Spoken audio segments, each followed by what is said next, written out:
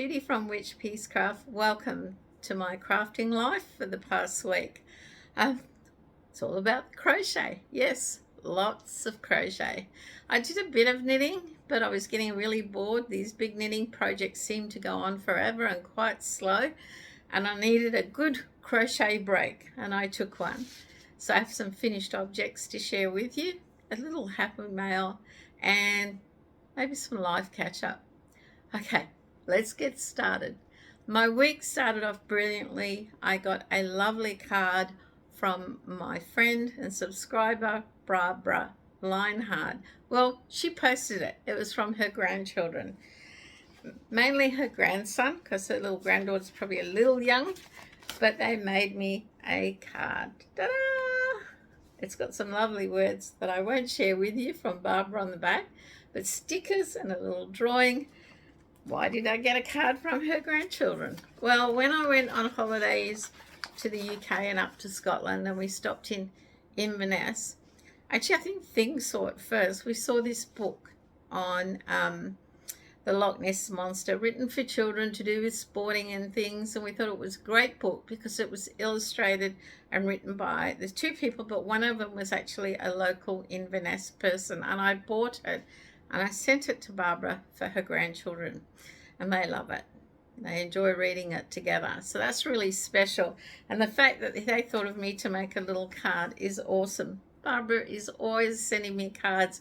They always seem to arrive to lift my spirits when I'm feeling a little low. So thank you so much, Barbara, and thank you to the grandkids. It's lovely.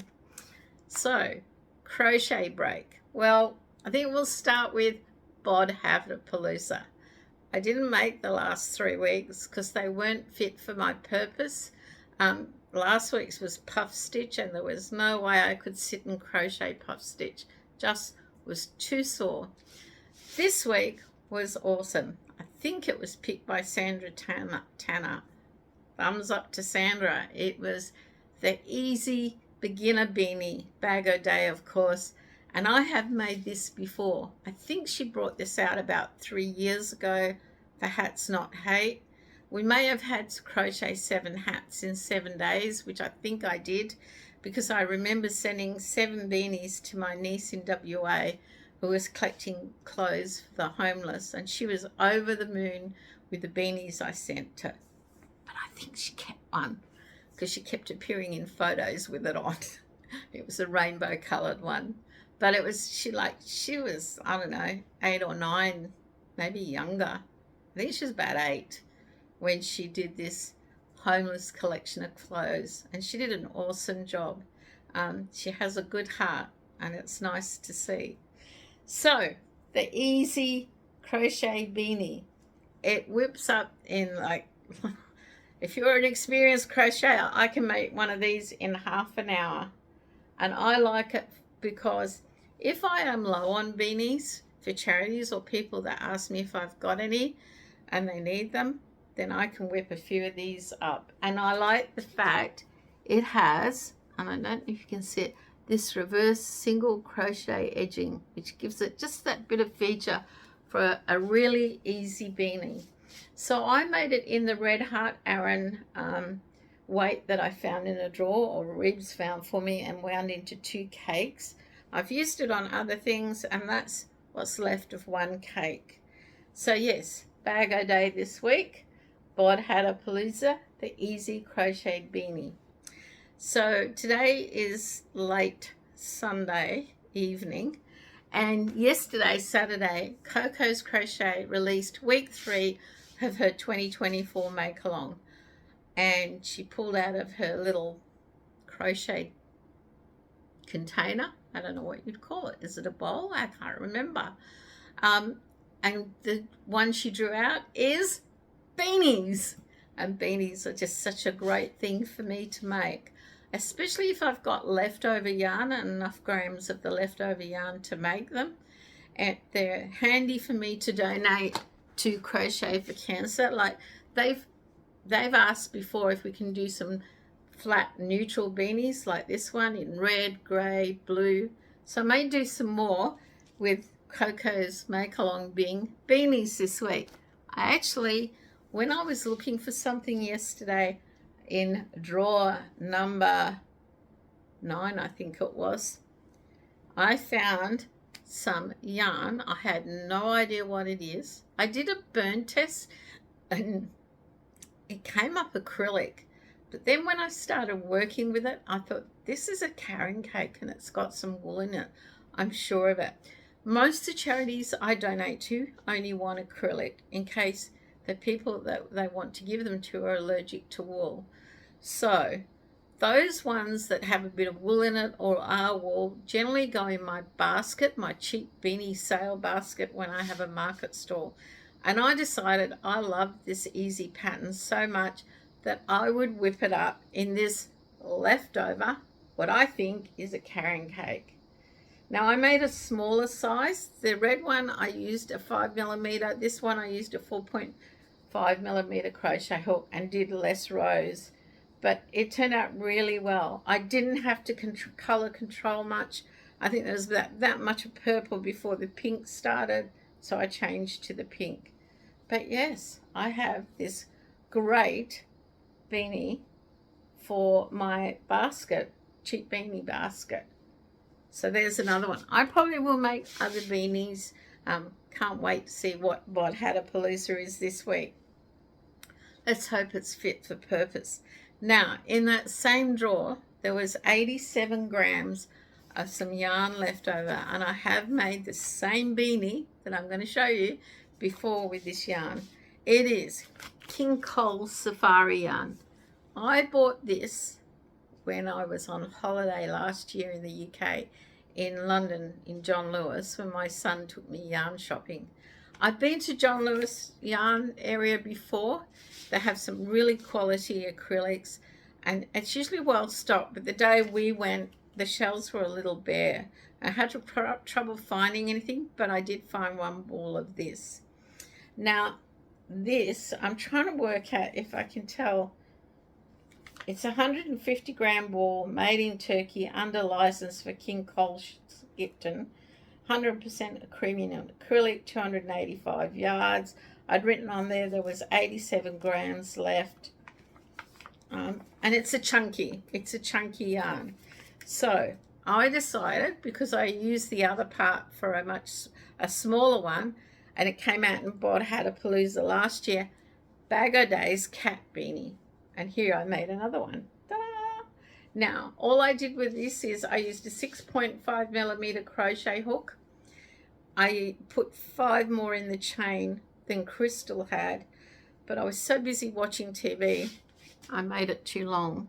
So I put like a curled brim on it that's stitched down.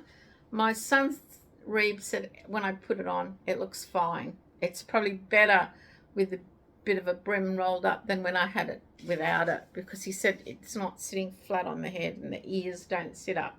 But when I put the brim on it, it does sit flat and the ears sit up. I really like this. Now, the one I made last year, I put on my charity market stall in November and sold it pretty much straight away. But I had about a dozen people come and say, have you sold that cat beanie? Oh no, do you have any more? No, I don't. Anyway, I will probably make another cat beanie because I do have some chunky yarn in my stash. I don't know why. I don't use chunky. It's very hard to move here if you make products to sell in the tropics. Other than beanies, when people are going away, they love a beanie. So maybe I might make some more cat beanies.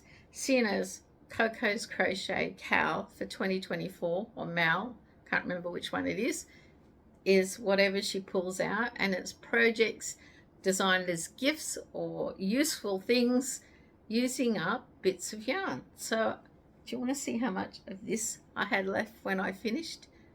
Just that. That's all that was left. And this will go into my scrap bag for when I stuff pillows and things and want to use it for that. So now this, you can actually buy King Cole Safari from Wool Warehouse. I checked it out. There are colors like Rhino, Serengeti. This is actually elephant, the color elephant. There were flamingos, rainforest. So yeah, when you do the conversion currency up top, They estimate to be about $12 Australian for the ball, but it is a 150 gram ball, and there are 285 meters, or nearly over 311 yards. So it's definitely worth it. I got 2 good cat beanies out of it, and I think when I bought it at John Lewis, I actually got it for about $10 Australian. But it all depends on your Australian dollar. If you love it, you'll buy it. That's me. I often don't stop to think about the cost. But I do like this, and it turned out really well. And I'm on a bit of a cat beanie thing. I don't know why, because I can't have cats. Reeves is chronically allergic to cats. So because I wanted a break from all this knitting, and I really got the urge to crochet, and I was thinking about, things this year. My goal was to make the things that I would use, or family or friends would use, or I could donate to charity, or would sell on my craft store for charity. Last year I made a lot of things that just sit around and don't get used. I got on the bandwagon of this cowl and that cowl, and I decided this year I would march to the beat of my own drum and think about something, whether it was worthwhile me making it, what value would I get out of it, rather than just have it sit around or offer it to someone and they go, no, it's not me. So there is one thing I really wanted to replace for years, and I made it when they first came out. In drawer number 9, along with this scrap yarn, was my Cairns latte cakes. I had 3, because there's only 2 left now. I made, when they first came out, a cowl that when I go overseas, or even when I went to Victoria where it's cold, I wear it to death. I loved it. The reason being is I don't wear a beanie or an ear warmer. I don't rock a hat. But with this cowl that I'm going to show you, I can actually pull it up and up over my ears and part of my head, and it keeps me really warm. And I love it. Have I said that before? I love it. I'll see if I can find photos of me wearing it on holidays at different cold places. I'll show you. So the one I had was Cairns latte cakes in the color, and I need glasses, pink melon, because it was this color. And I have another one. So you would think she's just going to make the same color, and I thought, no. I have 2 other colors, and one of them I really like, and I thought, well, I'm going to make it out of that. So hold the fort, and I'll just put it up for you. So the cowl is the Ribbed Infinity Cowl by Crochet Crowd. There is a free pattern. There's also a free tutorial to help you along. Now the only thing I did different with this is last time I did it strictly to the pattern, length, everything. But this time I was going to keep going till I had used most of the yarn. So out of a latte cake, which is 250 grams, I have 9 grams left over, because there was actually 259 grams in my latte cake, but that is all that's left, and that is the color I used, which is, and if I find the ball band, we will know. It's something teal, I know that. I have to try and hold mine up to show you. It's on Gertrude. It is velvet teal, that color. Here's mine on Gertrude.